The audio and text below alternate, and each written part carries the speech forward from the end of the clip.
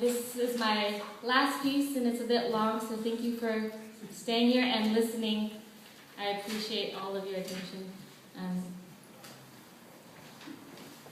This is called Four Waves. This is for Roberto Dorognan Sr., Tatay, my father in the Philippines. This is for him and all the other names he has that I have never known. Night. Sometimes a mere diminuendo of all the distractions of the afternoon. Sometimes its own thing entirely. The time of day, the subconscious rises to the surface like fish to the evening's dense oxygen. The night's brilliance, gleaming memories iridescent against your lash, wetting the neck of your red horse beer, saddening the sinking feeling of your feet in the sand as you walk away to be alone from what some may call your house, though you will never own it. I will tell you a few things now if you have a moment. She would tell you, but her voice is caught in some web too vast for conversation. I do not know what it means to be a father who has to give up his youngest daughter because he can't make enough money to feed her. You must have felt robbed by someone. You must have felt all the blue blackness of night gathering in one spot, an untouchable ghost haunting you for the choices you made that led up to that moment when you knew she was no longer going to be yours. I heard you refuse to hold her those few days leading up to her departure. You stopped singing her to sleep. You stopped saying her name. You named her Trinidad, after your wife, her short brown mother with the raspy, praying, singing, crying voice, a voice like wind passing through a rice paddy during a drought. She was the youngest child. She was supposed to be your last child, and so she carried her mother's name the way your eldest son carried your name. Trinidad meaning Trinity, the Father, the Son, and the Holy Ghost, or the sun, the moon, the earth, the mind, the body, the soul, the thought, the action, the universe, or its older meaning, the north, the south, the east, the west, interconnectivity, the four components of a whole human. Trinalyn, you nicknamed her, meaning wild water, cascading into a pool below, forming two intersecting lines in the shape of the Trinity. You know, when she was 3, her adopted mother, Adore, superglued the clasp of her 14-karat gold chain with a Trinity pendant around her neck because she was afraid Trinalyn would lose it. When your daughter gave up on God at the age of 12, she bit the arms of the pendant, folding the ends into each other, forming a shapeless cluster. Though until this day, she has never taken it off. Adore, Trinalyn's adopted mother, had always wanted daughters, and when she couldn't conceive with her husband Ephraim, they decided on 2 names and then adopted their first girl, Christian. Christian was a round-eyed, light-skinned, happy child. They renamed her Megan after a character from the book and TV series The Thornbirds. They would name their next child Nicole after a beautiful girl Adore met at a Taekwondo martial arts class. Nicole was fiery, witty, and graceful, the kind of girl that would make Adore a proud mother. The little girl that they chose for adoption died as the paperwork was being completed. Adore and her husband Ephraim tried again.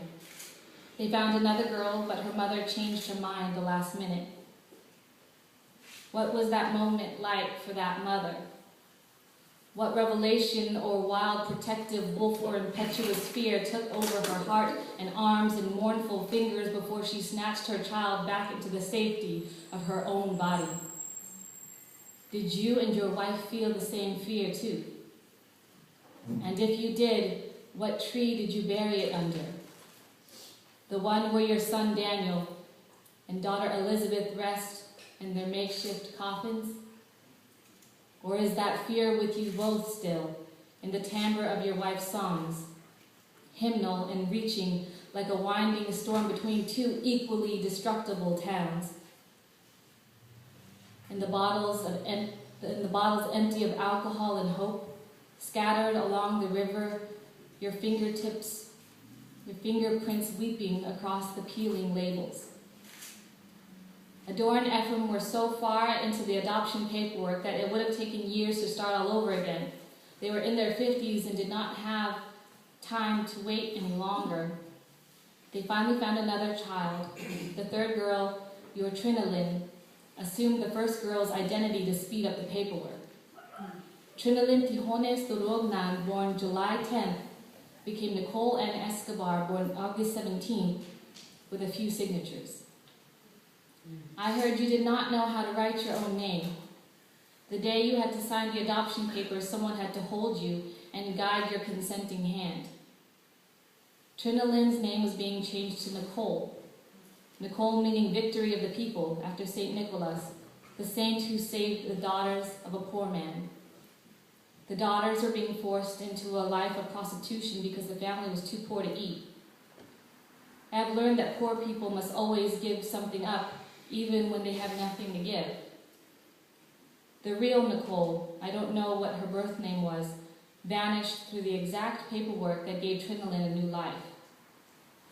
Since Nicole was obviously a name that harbored bad luck for Adore and Ephraim, they decided to protect their newest daughter by only calling her Niki. When they told you what Trinalyn's new name was, your wife said it aloud, and you only nodded. When your wife cried day and night, you told her that you'd get Trinalyn back before they left for the States. You made a plan to talk to the strangers who were taking her away, but you lacked the courage, because talking to a higher class of people got you nothing in your entire life. They took your land, your work, your education, the lives of two of your children, and then they took your youngest daughter and changed her name because the name you gave her was not white enough. You must have cried too. You must have waited until no one was around to see. But you were never alone with 8 remaining kids around. I'm sure someone at least heard. She has your eyes, you know. Round eyes set near the edge of her skull with little puffs of skin underneath. Eyes ready to hold back tears. She has your brown skin too, only a couple shades lighter as she's never had to do hard labor like you. Growing up, she faced indirect and direct comments about dark skin. She still gets scared of being left for a mestiza, a fair-skinned beauty, or a white girl again. She still gets scared that people will leave her, period. Some kind of trauma occurs in the body when a child is left, when the parents are no longer around, when their language leaves with them, when family history and cultural history and ties to the motherland vanish or seem to never have existed at all. Some wound remains raw when a name is left in the sand, when a name is no longer uttered, when it is a net casted into the ocean, bringing no crabs, no eagle rays, no eels, no sharks back to shore, leaving stomachs empty and pockets desolate and dreams snagged in unanswered prayers. When you see her, what name will you call her by? She's on her way. She's climbed into a boat that looks like this poem. She wants to hear your voice. So say her name when you make the sign of the cross in the name of the Father, the Child, and all your holy ghosts. Please practice this. Say her name when you sign the cross and pray to a God who answers to 100 names, and none of them the one on your tongue. Inhale the smell of sun on your salt-burned skin. Exhale the syllables with grass, blue, and mud, silver beneath your earthen feet. Whisper her name with a gentle pull, like the aroma of rice steaming in your neighbor's front yard. Say her name as moonlight breaks through the weathered wings of the moth that visits you on your solitary walks, the moth of the ancestor, heavy with the weight of the world, like your fingers pinching its belly into its back. Shout her name with your shoulders rolled, your chin up high, Your call like a belief reaching the heavens, or at least the base of the sky. Brag her name, slant it, ruin it perfectly dissected, open, quantified, calculated, and cleaned. Find it, conserve it, fight for it with a rhyme in one fist and a knife in the other, a waving flag in neither. Speak her name across the white-grained beaches you tend, into the sea wind and the rivers that bend around your beer bottles that mend none of your broken hopes and none of your oldest betrayals. Say her name as your heart swells with every pulse of the tide, rubbing away your footprints in the sand. Say her name. Say her name, Tatai, say my name with each piece of it behind your front teeth. Say your name across the time zone. Say it because your pain has made a poet out of me and there is nothing romantic about it, because this is political and this is personal. Because no textbook definition of imperialism will tell this story to students. This is the East and this is the South, the latitude and longitude of your Anak, shipwrecking this story against every syllable unspoken.